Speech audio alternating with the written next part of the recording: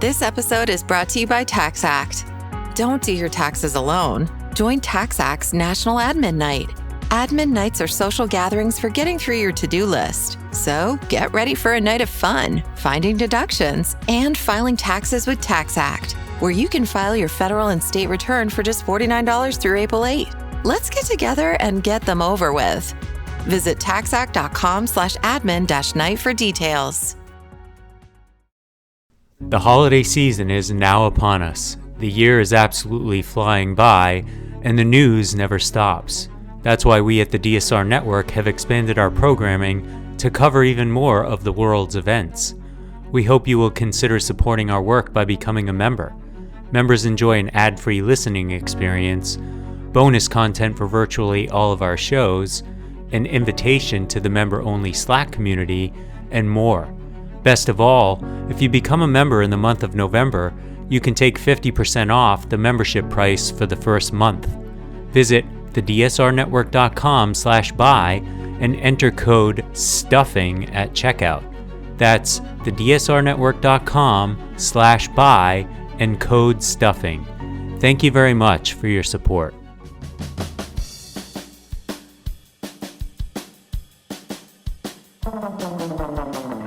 Welcome to The Secret Life of Cookies, where we try to solve the world's problems through the miracle of carbohydrates, one recipe at a time, with host Marissa Rothkopf and her dog, Bosco. Hello, and welcome to The Secret Life of Cookies this week. My guest in a special Thanksgiving episode is Amanda Bankert, owner of the popular Boneshaker donuts in Paris, France. Yes, Paris, France. Elegant donuts in Paris, France. And she is also an expert vegan baker. Her new cookbook, Voilà Vegan, is a joy for vegans and non-vegans alike, with some of my favorite new recipes actually coming from her book. You do not need to be a vegan or even know one to like these recipes. Let's get to it. But before we do, all the recipes for the podcast and links can be found on my Substack newsletter at marissarothkopf.substack.com, which this week is packed with all manner of Thanksgiving dessert recipes. So maybe try something new.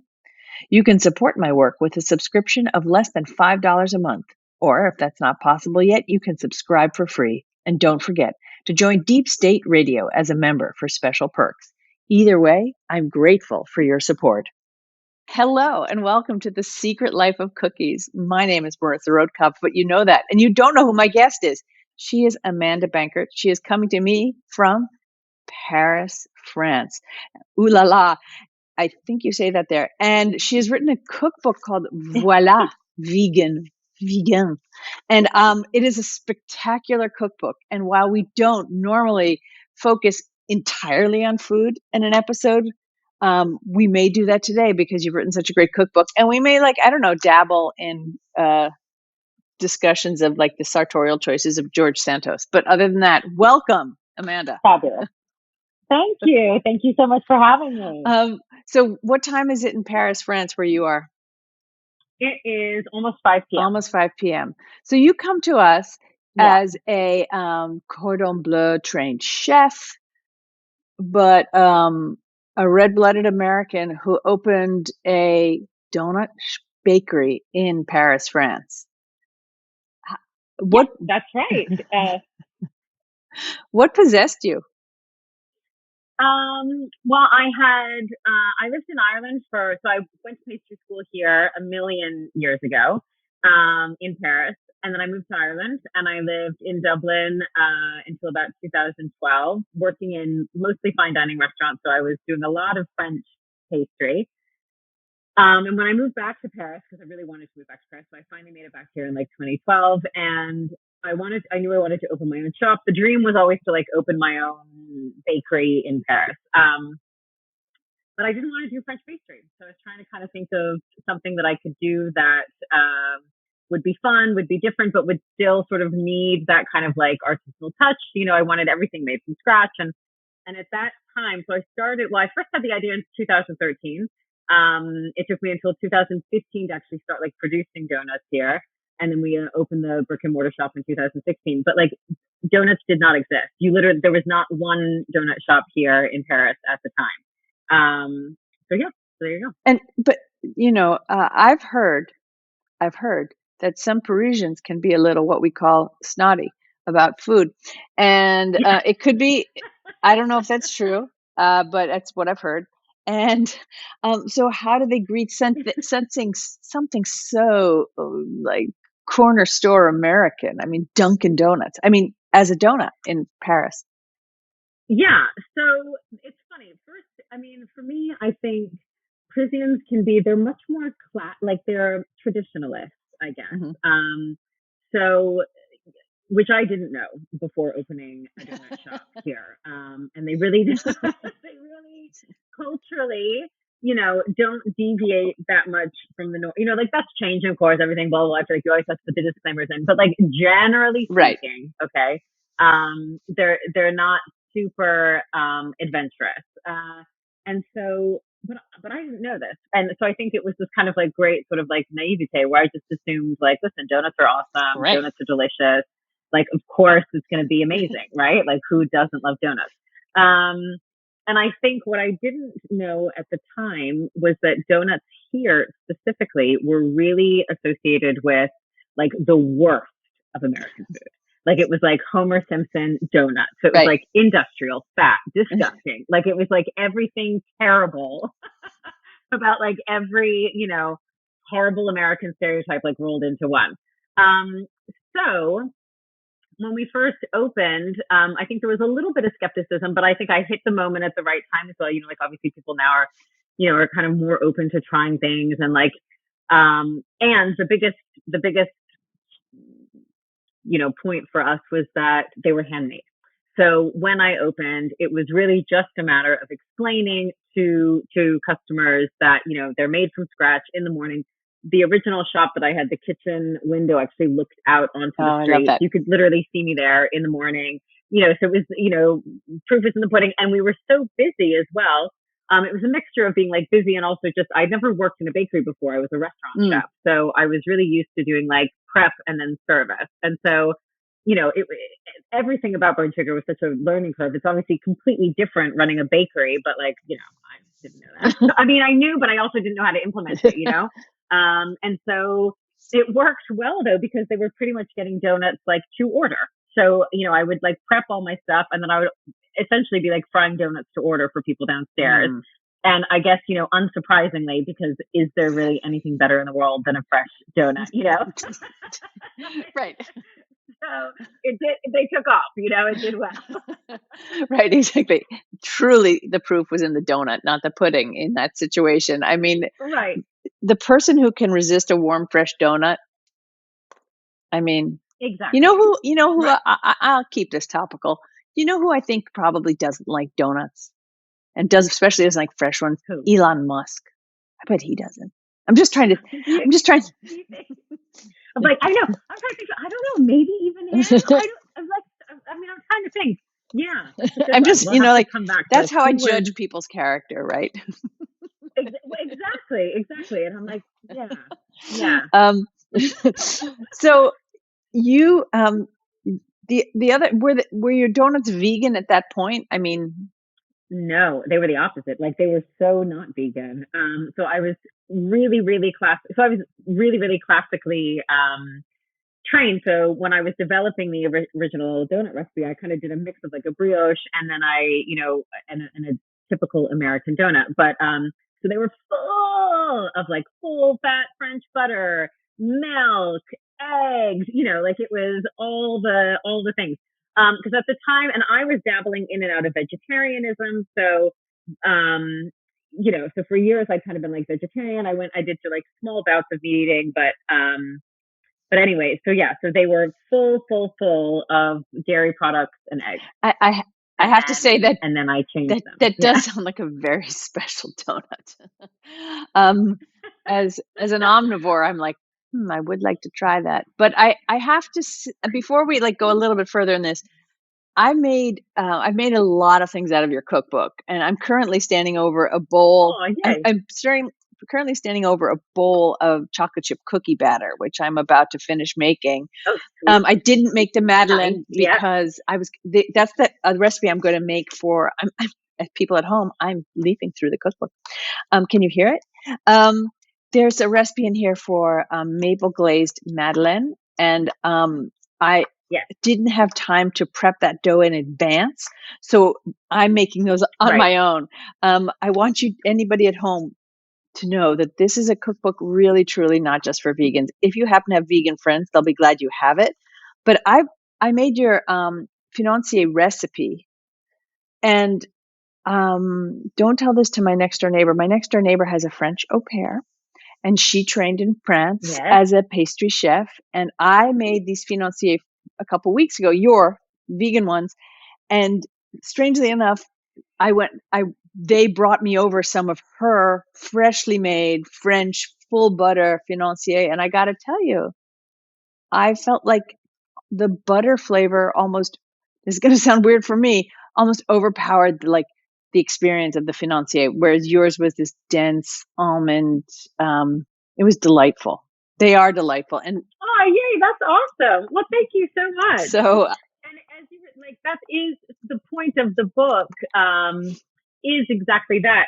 So it's not specifically for vegans at all. And when you were saying, you wanted to taste the original donut recipe, it actually tastes exactly the same as the vegan version in the book. Great. Because I didn't tell my customers that I had changed the recipe. So the bakery didn't go vegan until we had already been operating for 5 years. I went vegan, to make a very, long story short, I went vegan, didn't want to use vegan or dairy products or eggs in my bakery anymore. So, but because I'm in France, I was like, this is obviously not going to fly. It's overnight. I'm like, oh, by the way, guys, surprise, now everything's vegan. So what I decided to do was just to really, really work on the recipes and kind of secretly change everything. And I'll tell you what, if anybody here, because we were talking about French customers can be, I don't know, they say exigeant here. It means very particular, right. I guess we could say, they're not shy about letting you know how they feel about things. Okay. And honestly, if we had, it's like social media come to life, right? It's threads come to life. I will tell you whatever I feel about you. Yes, it's great. Which can be very refreshing though, because in this case, you're like, okay, good. It's good. Basically, if I'm not hearing to my face, this is gross, and people are saying this is good, then you're like, okay, this is legit. We're doing good. In that way, it's much nicer than social media. So yeah, the other recipe that really sort of does it for me in here, and I haven't cooked through the whole book, but you have a chocolate espresso and orange breakfast roll that I literally called my neighbors about. And I was like, you have to come over now. It was 9:00 at night. I'm like, line up, get one. First, awesome. most importantly, because I didn't want to be alone in the house with them. Right. I'm surrounded by baked goods all the time, and everyone's like, oh my God, you must eat them nonstop. And I'm like, well, really, I don't, because I can't, right? It's not a good idea. And as tempting as it is, there's a point where you're like, no more.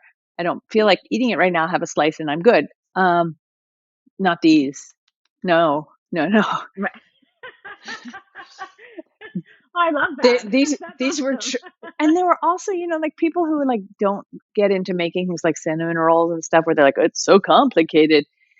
It was not complicated. It was fun. It was like playing with your food, getting to roll it up and slice it, whatever, but then eat them. Yeah. Fantastic. Yeah. So I do, I heartily recommend the cookbook to vegans and their best friends. I'm currently making the chocolate chip cookie dough, which smells really nice. It has vegan butter. I use the Miyokos, which is really the best thing I think that's happened to vegan baking ever in this country. So good, right? It's so good. Yeah. No, I totally, every time I'm home in the States, I'm obsessed. I make a beeline to the grocery store and I buy myself some. It's so good. And it's this Miyokos, which is Miyoko ', apostrophe people. There's an apostrophe. It's a cashew and coconut oil spread, palm oil, lactose free, and it is European style. So it's cultured. It's got culture, which in Jersey we don't got so much. We got our culture, but it's different. That makes phenomenal. It makes for a phenomenal outcome in cookies. And so this recipe here has no eggs. It just uses the, I like to call it fake butter, but you probably don't. The vegan butter and I don't mind. come on. And I used oat milk because that's what I happen to have. But those are the binder and the fat there. Yeah, exactly. How did you get into, like, how do you know, like, how much, like, do I use, which sort of like egg replacement do I use? You know, there you have a whole slew of egg replacements, and like, which milks do you use? I have a lot of questions. I think everyone has a lot of questions. So, you know, if you're redoing a recipe, when do I know to use flaxseed egg as opposed to aquafaba? And I will point to everyone here. Look, I have a can of garbanzo beans. And let's talk about aquafaba. Let's start by talking about aquafaba, the miracle of miracles. Okay. Yeah, well, aquafaba has really, changed vegan baking. When that came out, we were like, woo, because now we can make meringues, and it really does add. So, I mean, I touch a little bit on that in the book. I think in the introduction, I talk a little bit about like different milks and egg replacements, and it's really because eggs. It depends on what you want the egg to do in the initial recipe. So, essentially an egg in a recipe is either going to bind or it's going to give, it's going to help the end result bake. My goodness. It's either going to help bind or help rise. We'll get there in the end. And it's 5 p.m. here. I'm like, it's okay, people. It's Friday. And so exactly. Right. And so you want to look at that, and it depends on, something like a loaf cake, something that's going to be denser, where you're not looking for a lot of lift, for instance, then you can go the flaxseed way, the even applesauce way, depending on how dense your cake is going to be.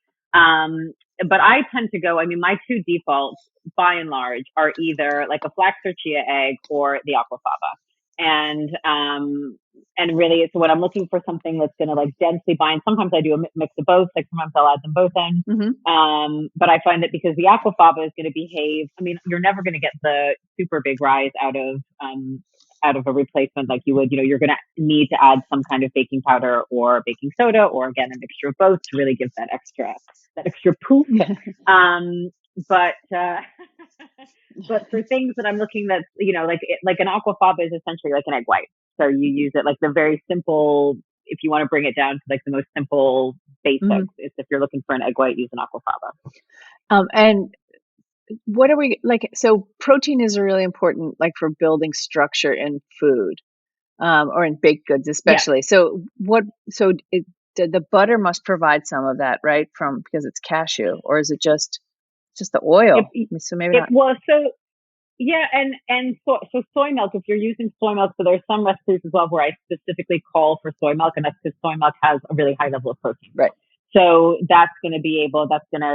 if you're looking for something where you need a high level of protein, you're going to go for a soy milk because that's going to give that for you. And then other things as well, you can use. I use oat barista blend a lot.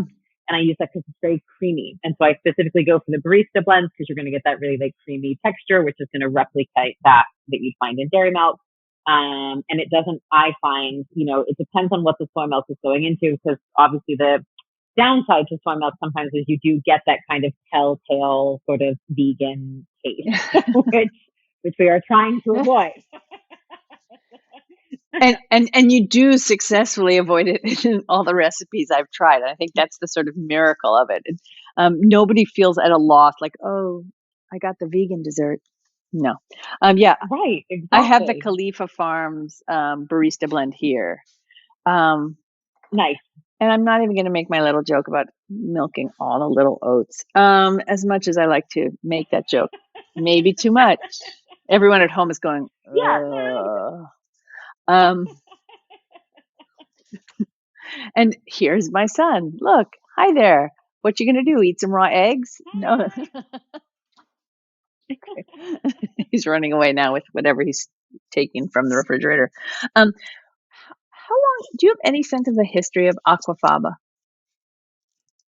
It's recent. Now, I can't tell you the exact year off the top of my head, but I want to say like recent, like maybe 2018 or something. If I had to guess, 17. I feel like it's, you know, It's it's really recent. so you're able to, Well, that's recent to me. I know it's recent to me too. So you're able to actually you're actually able to buy like vats of it for your bakery, but You can. us poor morons at home just I tend to just pour a can of garbanzo beans out and use the liquid that's left behind. And then eat because garbanzo beans for a while, or chickpeas, or whatever you want to call them, chechi beans. And then I go to, this is a little shout out to my friend Emily Nunn, has a fantastic Substack all about salads. And so I just go there when I have too much, I've been using too much aquafaba, and I've got a lot of garbanzo beans. Yeah. Got to use up. Exactly. Yeah. We had a failed, like I tried initially, because when we first started making, I used them I use aquafaba in our brownies at the bakery and in the book. So obviously at the bakery, you know, we were going through huge amounts. And at the beginning, we couldn't get the vats of the, like, now we can just buy like bottles of it. But back then it was, you know, still super new. And so we literally were also just buying like cans and cans and cans and cans of chickpeas and trying to find ways. So I tried all these different variations. I tried like incorporating them back into the brownies. Like I was like, maybe chickpeas, and it did not. They tasted like hummus brownies. Like they were so gross. So like there are so many baking fails as well, like on the journey to, you know, developing. We had many. So a lot of hummus as a staff meal. We ended up going that route. You know, lots of hummus being made, which is like, you know, I'm vegan, so there's no such thing as too much hummus. Right, exactly. Right. And it's a face cream. I don't recommend putting it in your. Yeah, exactly. Right. I'm like, but yeah, do not recommend trying to incorporate it into desserts. I did not have success with that. Maybe somebody else does, but speaking from personal experience, that did not work out for me. No, and you know, to be honest, I'm not going to be fair. I'm going to be honest. You know, people made a lot of fun of Jessica Seinfeld when she was like, sneak in the black beans into your brownies and stuff. And I'm all for using whole wheat flour. Why? Here's some whole wheat flour I have now, and making things more protein rich and putting less sugar into things. But I don't really think the idea of sneaking vegetables, other than your zucchini or your carrot, maybe a parsnip, into your desserts is really, that just seems sort of mean. Think Verizon is expensive? Think again. Anyone can bring their AT&T or T-Mobile bill to a Verizon store today and we'll give you a better deal. So bring us your bill. Walk in, run in, pogo stick in, teleport if you can. Ride on the back of a rollerblading yak or fly in on the wings of a majestic falcon. Any way you can, bring your AT&T or T-Mobile bill to a Verizon store today and we'll give you a better deal on the best network. Based on Root Metrics Best Overall Mobile Network Performance, U.S. second half 2025. All rights reserved. Must provide very recent postpaid consumer mobile bill in the name of the person redeeming the deal. Additional terms, conditions, and restrictions apply. Refreshing wild cherry cola meets smooth cream. The treat you deserve. Pepsi Wild Cherry and Cream. Treat yourself. Yeah, I mean, I can see both sides. One of my sons is kind of a picky eater, but you know what the worst part is? He doesn't even like cake. Like, here's the weird thing. Like, I'm like, come on, kid, your mom's a pastry chef. You know what I mean? And he's like, he doesn't like, you know, so anyways, whatever. So I was going to say, I could see me trying to like sneak some stuff into his, but actually he would, just on the grounds it was cake. He'd be like, I don't want it. Okay, great. Yeah. My daughter was also super picky, and she was very much, if you're listening, hi, Kate. Super picky, and was of the all pale American foods diet, and had sort of textural issues too. And so that's when I was like, I'm going to bake with flaxseed, and I'm going to bake with, because she liked cookies, and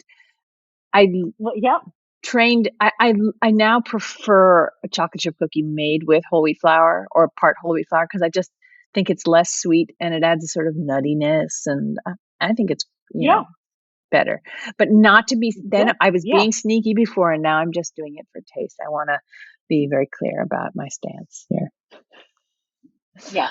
No, I'm the same. I'm like, I want desserts to be like, for me, it's like this is a pleasure thing. This is an indulgence. Like, I don't care about, I will eat a salad if I want vegetables. Exactly. So we're coming up on that finest of American holidays, very unique in its own way, that we eat so much pumpkin, which is apparently a favorite of yours, if I've read this book correctly. Yeah. And you have some really good Thanksgiving desserts in here, including you have a rough puff pastry recipe that I want to try. And your pumpkin pie recipe is a little bit on the unique side for what its ingredients are. Can you explain to people how you came up with it and what that secret ingredient is? Please stay tuned for a secret ingredient, everyone. Yes. Yeah, exactly. Dun, dun, dun. Well, so custards were obviously kind of tricky for me. That was one of the two really tricky things for me were custards and caramel sauce, because they're heavily like butter and dairy, and you don't have a lot of like wiggle room, basically. So when I was really trying to make a, any kind of custard based pie or anything, I can't even remember how I initially got the idea, but like I tried, and the super secret ingredient is vanilla pudding mix, Jello vanilla pudding mix, powder. That's a mouthful. But I found it. I found it in an American, we have a few like American kind of like small little grocery shops here, that have like, a limited range of American ingredients and groceries.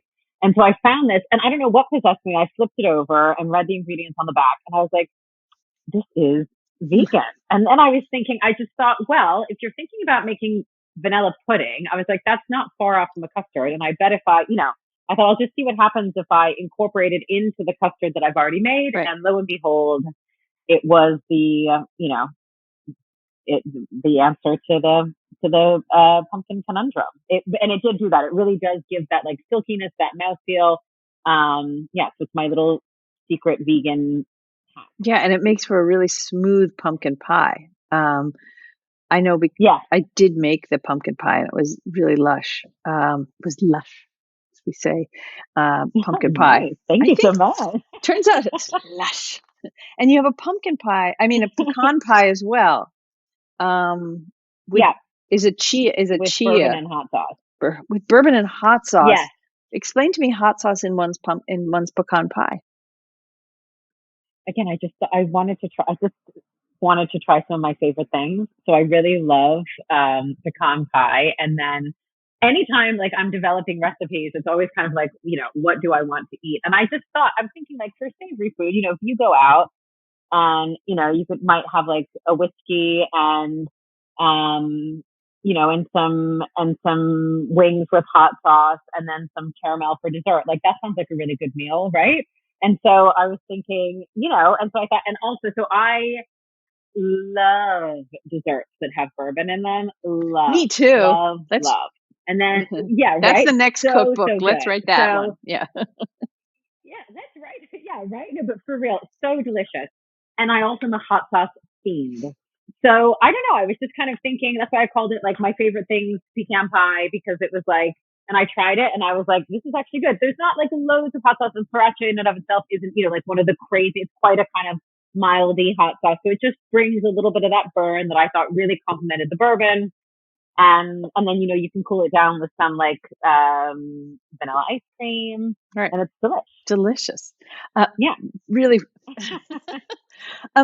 Tell me what the how long it takes you to change a recipe. Can you just look at a regular old recipe and then go, okay, this is how I will veganify it? Is it a superpower you have now?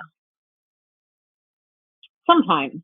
So the funny thing is, and I mean, I'm sure you probably find the same thing. I think with any recipe, I was actually talking to a friend of mine the other day because I was trying to develop a recipe for I can't even remember what it was, but I was saying to her, with developing a recipe, it's funny because sometimes I can look at something automatically and I know okay, especially if it's something where there's only one or two eggs and you know what I mean? If there's not loads and you can be I'm going to swap this out and it's going to work because it's a pretty simple formula. Then there are other times where you think you have this genius moment and you've planned this delicious cake or dessert or whatever it's going to be, and you put it together and it's terrible. You know what I mean? Or it's really off base. You put it together and you're this did not work at all. And like obviously the good part of that is that once, you taste it, and usually you're then like, okay, but what I can do is, I put, this needs fruit instead of chocolate, or, you know what I mean? Whatever, like you're able to taste it and be like, okay, that didn't work the way I thought it was. So I'll swap this and this out. But it's funny. So it goes both ways. Like sometimes, so I can look at something and it's like, okay, I mean, I can usually tell what kind of egg replacement or whatever I'm going to need to use. And then but sometimes, I try things and it's like a total fail, like sometimes I'm like, I'm totally okay with admitting that. But I think, all cooking, baking, a lot of it's trial and error, Exactly. I'll send you my bourbon pecan chocolate chip cookie recipe, and you can amend that. Please do. Yeah. Yes. Oh yeah, that'd be awesome. Yeah. Yes. I made them for, I was doing a cookie countdown, I think to the election. And I figured that we were all like desperately, or maybe it was for the debate. It was for the debate, one of the debates. And I'm like, we all need drinks, and we need drinks in our food. And so I put the bourbon in there. Yes, that sounds delicious. Do that. The thing I really wanted to make today and didn't have the ingredients in the house, and no, I wasn't prepared, people, was your intensely delicious looking chocolate cake. And one of this is a beautiful chocolate cake. It's the cover of your cookbook. A lovely dense chocolate cake, looks like, with piles of ganache on top, vegan ganache, covered in red cherries and raspberries and strawberries, and it looks beautiful. And I wanted to make it.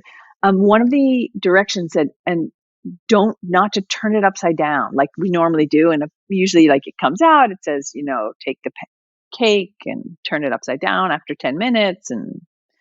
But you say leave it in the pan for an hour. Why is that? I don't know.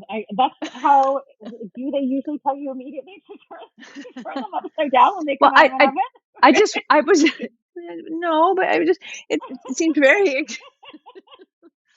It seemed very. Well, because it's a really heavy and dense cake. So I think if you were to take it out of the oven and immediately turn it upside down, it's just going to fall out everywhere. You're not going to have a cake anymore.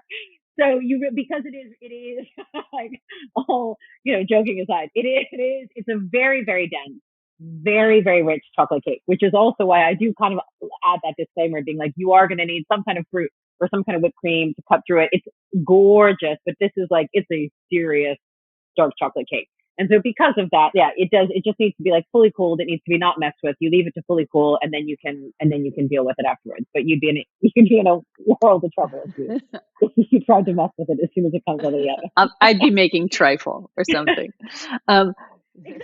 Exactly. There's no failures that Always way. Pivoting, problem solving. Yeah, exactly. Right. That's where it's the ingenuity. You also talk about the kind of creams that you like to use in order for me to make whipped cream. I found at my local store some Country Crock vegan cream, and I wonder what do you recommend to make piles of luscious vegan whipped cream? So this is interesting because obviously, since I'm in France, my brands and everything are going to be completely different over here. Right. So it was tricky for me, and I did go home once or twice while I was, writing the book. And while I was home, I'd always make a run to the grocery store to kind of see what's available in the States. I think by and large, you guys have better options than we do in France as far as vegan stuff goes, which is not shocking to anyone, I don't think. But we're getting there. Yeah. But which was helpful as well, because I kind of felt like if I could do it here with the limited ingredients. So here we have a few brands of, I found, so I do talk about, I hate coconut whipped cream. I mean, if you're making like a tropical dessert, then I go for it. But I mean, as a default, I'm so sick of getting coconut on everything. Coconut is not whipped cream. It doesn't taste like whipped cream. It tastes like coconut. Right. So I am against that. But over here, there's like a really, I know, I'm like, in case I wasn't clear enough. But it is true that when you first go vegan, everything is coconut. Like all desserts are coconut flavored. And I was like, coconut's fine, but like, come on, like I don't, anyway, moving on. So over here, there's a soy cream that I really like that doesn't really that tastes actually like cream, that doesn't taste like soy. But I'd be interested to hear, let me know what the Country Crock is like, because I don't know, in the States, what the good ones. We can even get, we have like one brand that I think comes from Germany over here. And it's, normally, you know, whatever, but everybody does it. You have like the can, which normally, of course, as a pastry chef, I'm supposed to be like, you know, like absolutely not, no cans. But like sometimes, just like Cool Whip, you know, like sometimes cans, you know, whipped cream from a can is good. So we have one vegan brand over here that comes from a can that I'll use, especially. And again, I know this is probably sacrilege, but I grew up in a household where we had Cool Whip on our pumpkin pie at Thanksgiving. So I like that combination, you know?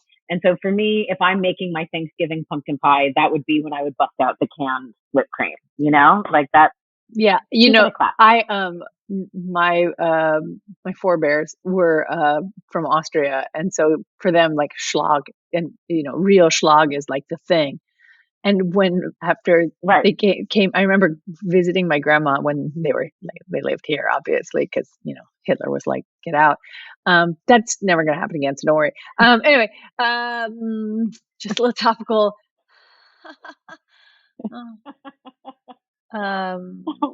Anyway, I went to her refrigerator and she had a giant tub of Cool Whip, and I was like, what? Like, yeah. In retrospect, I'm like, but she gave in to the fake stuff and not the real schlag. And you know, Cool Whip has its place. I hope I don't get angry letters from people. I know, but you know what?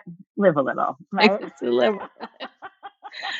And also, no judgments. I mean, I think that's actually like, if no judgment. I'd love to hear your thoughts about Thanksgiving in France and just in general, like your memories of Thanksgiving growing up, because I think it is often a no judgments holiday, because you're yanking out like grandma's recipe that if you might not make it of your own volition, but you have to have that flavor at the table, you know, that like reminiscent flavor. That's why there's so many marshmallows, I suspect, on Thanksgiving. I know, but like, again, so I love marshmallows. I did not grow up in a household where we had sweet potato casserole with marshmallows. Me neither. So I missed out on this. Yeah. So every year I do a thing, and I've done it since I lived in Dublin. So I've lived in Europe for 20 years, and pretty much every year, because I love Thanksgiving so much, and I have always loved that the point of it is just to like be surrounded by people that you love and eat a big meal. Like, this is awesome, right? Like, this is great. So I've always hosted like a really big Thanksgiving. And it's always been really funny as well, because most of it's with European people. And again, especially going back like 20 years when I first moved to Europe, like loads of people would be like, what is this? Like, why are we here? They'd be like, what is this Thanksgiving? So I only had my first sweet potato casserole with marshmallows like 5 years ago. And honestly, it's so good. It is so good. I've never had it. You have. It's real. Listen, I was skeptical. Because, you know, again, I feel like it's something that only appears at Thanksgiving. And if you are in one of the households that doesn't have it, you know, again, you're not on like a Tuesday in June. I'm not just going to be like, oh, let me whip up this like sweet potato casserole with marshmallows. You know what I mean? Like, and somebody brought it. My friend Layla brought it to the Thanksgiving potluck one year. And I was like, this is delicious. So I would recommend, you know, giving it a try. And you can get vegan marshmallows. So now I make it with vegan marshmallows. But yeah, I basically host a huge potluck where, you know, have all the stuffing and pumpkin pies and all the things. And then again, what I love is like, because again, a lot of the people there aren't American, and it's a potluck. Some people bring just like the most random stuff. It's like, you know, this like non-Thanksgiving food, you know, because I feel like Thanksgiving is so like, there is kind of a vibe, right? And like, you know, I'm trying to think about what one of my friends showed up with, but it was just like, I don't know, some kind of like very salady, but like healthy salad, not like, oh, you know, salad, but it's like, you know, roasted vegetables. Yeah, this is like, just, you know, there is no Jello in this salad. This is not appropriate. Right, exactly. But it's, you know, it was excellent. So yeah. So I'm looking forward to it. I'm not ready at all. I can't believe that Thanksgiving is next week. I'm like, you know. As you know, when I tried to book you, I thought Thanksgiving was in 2 weeks. So I too am in a similar place. You also, because it is my duty as a Jerseyan to point out that you do have a Beach Haven a donut named after Beach Haven. Yeah, I've gone to LBI my whole life. My dad's from Southern Jersey. So my dad grew up in Medford. And so he went to LBI his whole life. And then I've been going there since I was like 6 weeks old or something every single summer. My kids go to LBI with me every summer. So awesome. Yeah, it's my favorite place. Long Beach Island is the best, and Beach Haven is my favorite part too. Yeah. Anyway, yeah. So, and Coors custard. I mean, it's not actually an LBI thing, but did you ever have Coors custard, the orange, like the creamsicle flavored ice cream? No. See, that is not LBI. That is but it's no. like boardwalk Jersey. Right. Yeah. No, never tried. I mean, I feel like I've had like the creamsicle ice pops, but not the specific. Because honestly, we are like, I've been to LBI and that's where we go type of thing. Because I'm from Virginia. So. And the Holiday, did you go to Holiday? The little, the round place with the best chocolate cake and oh my God. Okay, everybody. I know I miss the chocolate cake and the key lime pie, even though I can make them myself, people. There's just something about eating them in this adorable, like round dinery sort of atmosphere at the beach. Like vintage. Yeah, it's amazing. I'm also, so I remade, because I grew up, I was obsessed with the fudge. Mm-hmm. So for me, they have like a fudge place there that I've gone my whole life. And then obviously it's not very vegan. So I made fudge for the book because I'm obsessed with fudge. Yeah. And that comes from my summers at LBI. And actually, as I was saying, oh gosh, like, and the whole idea to open a donut shop came from LBI because we always go to Marvel's Bakery on LBI and get our donuts. Right. So I was eating a donut, trying to figure out like, oh, what American bakery thing can I do in France? And literally had one of those moments where I was like taking a bite of the donut, being like, God, I wish I could get these in Paris. And then I was like, wait a second. Exactly. So yeah, there you go. That's American ingenuity for you right there. They're lucky to have you. I thank you so much for being on here. I have to bake up these cookies. I will let them sit for an hour to kind of let them, or in the fridge to let the flour absorb all the goodness. And I'm going to try making the chocolate cake and the fudge. And definitely I'm making those rolls again because they were amazing. Yay! Or actually, I may have to try and make the cinnamon rolls. So awesome. I think I'm going to make the cinnamon rolls. Oh, yeah. And the banana tarte tatin French toast. Let me just read to you people out of this book. You're going to want to buy this. It's a great read, whether you're vegan or not. And I thank you so much for being here and have a happy Thanksgiving.